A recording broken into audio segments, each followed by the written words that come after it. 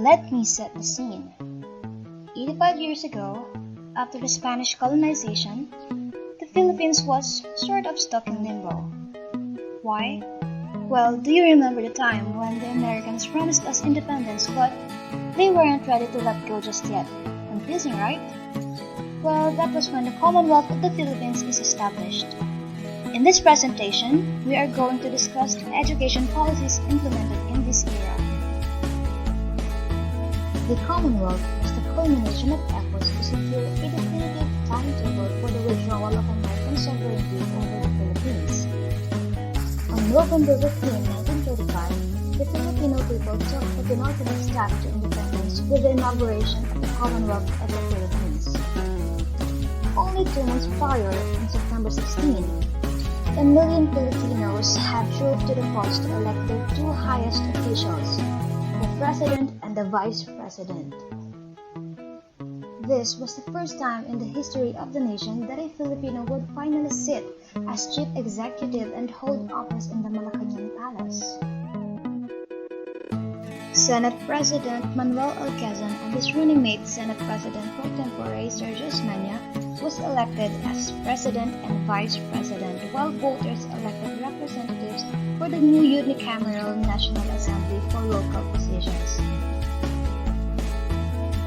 Education continued to receive from the Commonwealth government the same attention that the Americans gave it. President Quezon created the National Council of Education in 1936 as an advisory body on educational matters.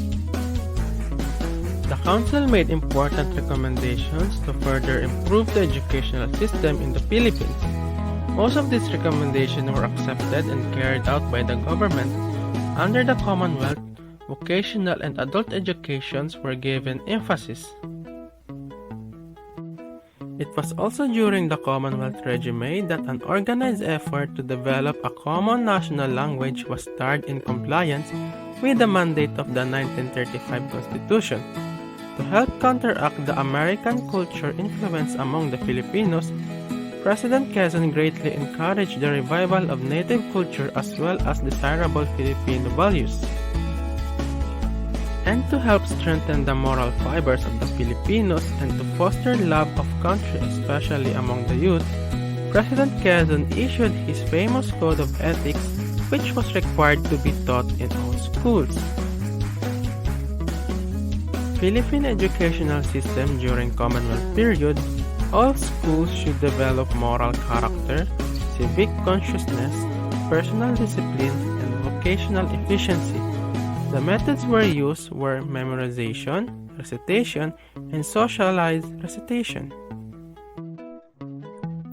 In 1940, several changes were made in the Philippine educational system by the virtue of the Educational Act of 1940. Under this law, the elementary course was reduced from 7 years to 6 years. The minimum age for admission to grade 1 was raised to 7. The school calendar was also changed, so instead of the school year from July to April, it was changed to June to March. Act No. 2706, Commonwealth Act No. 586, or repealed by RA 896, this was known as the Private School Law, which made obligatory the recognition and inspection of private schools and colleges by the Secretary of Public Instruction, so as to maintain a standard of efficiency in all private schools and colleges in the country.